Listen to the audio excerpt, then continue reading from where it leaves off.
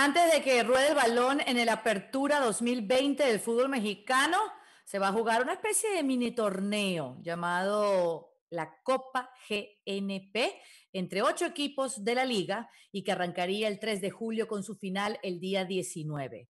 Sobre este invento, perdón, sobre esta propuesta, vamos a hablar con Miguel Ángel Briceño y Barak Feber.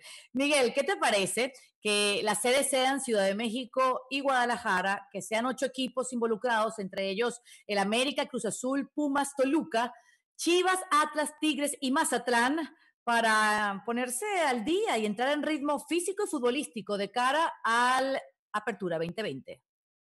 Son de esas cosas, Caro, saludos a Barak también, que de repente surgen en el fútbol mexicano y yo simplemente no me las explico. Estamos en medio de una cuarentena, en medio de una pandemia, está todo con pinzas, pasamos semanas hablando de la reanudación del torneo mexicano, se canceló el semestre pasado el clausura, viene la apertura bien planeado para el 24 de julio y todo con pincitas, y de pronto surge un torneo de 8 equipos de pretemporada.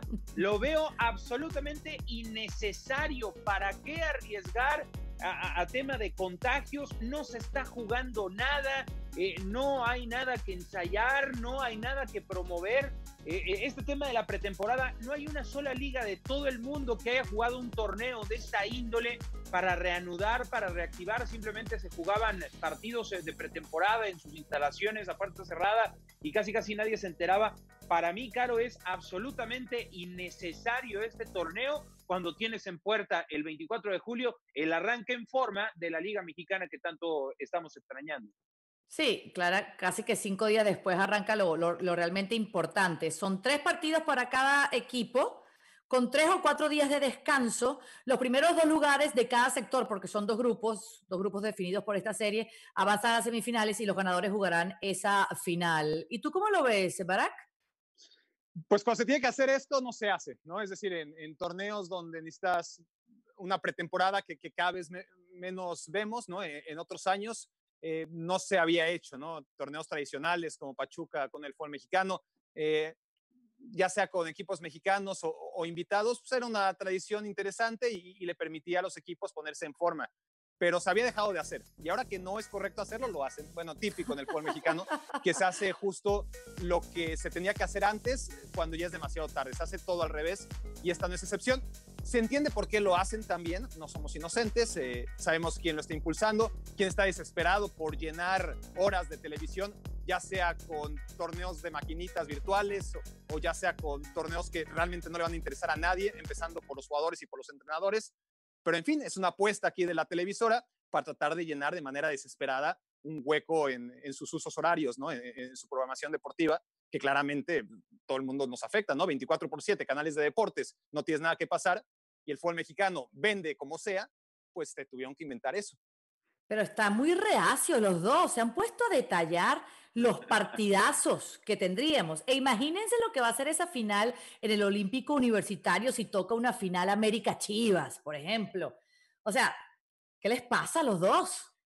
No, es que a ver, la parte futbolística no está mal y como dice Barak, esto cuando debió hacerse no se hacía, pero ahora que es mucho más complicado por logística, cada contacto de las personas a la hora de la liga, pues yo supongo que deberá estar extremadamente cuidado, esto hablando de la liga, pero ahora, ¿qué necesidad de hacer esto? La necesidad está muy clara, es simplemente una frase retórica, pero sí creo que viene de más, completamente es un momento en el que nos debimos ahorrar estos partidos porque va a haber gente involucrada y bueno, pues cada quien ve por sus propios intereses. Sí, un América Chivas no va a sobrar, lo vamos a comentar, nos vamos a involucrar también nosotros, pero sí creo que teniendo en puerta en la pretemporada, entre comillas, más larga de la historia, el periodo entre torneos más largo en la historia del fútbol mexicano, ¿para qué meter un torneo de 8 equipotes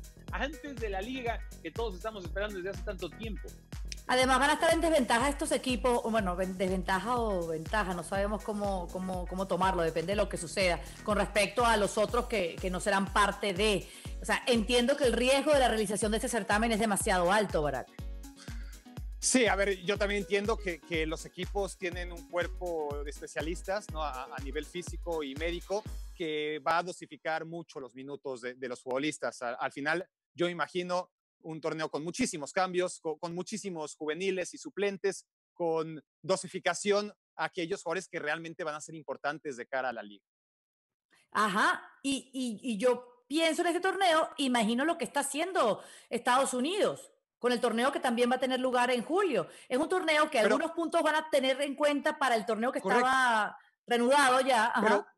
pero a ver, de hecho, y ya que lo traes a colación, pues habría sido maravilloso. Lástima que hay dos realidades que convergen y alternan y una no se puede tapar por más que quisiera los ojos de la otra, ¿no? Entonces, fuera de esta burbuja de la Liga MX, estamos en una crisis tremenda que cada día está peor a nivel nacional y donde tendría que ser congruente, ¿no? Lo que ocurre, las decisiones que se toman en la Liga MX con la situación sanitaria del país. Eso no está ocurriendo, pero si estuviese Claro. ocurriendo, pues sería ideal que estuviéramos ahora hablando del regreso de la Liga MX como la habíamos dejado antes, es decir, en lugar de haberse precipitado, que yo no creo que no se hayan precipitado, yo no creo que lo hayan hecho, perdón, pero el hecho de reanudarla ahora, pues nos habla de Ujú. que quizás si están ahora listos para reanudar con partidos amistosos y 8 equipos, pues ¿por qué no habrían estado listos para Claro. reanudar el torneo que abortaron cuando se había jugado ya 10 jornadas de este, ¿no?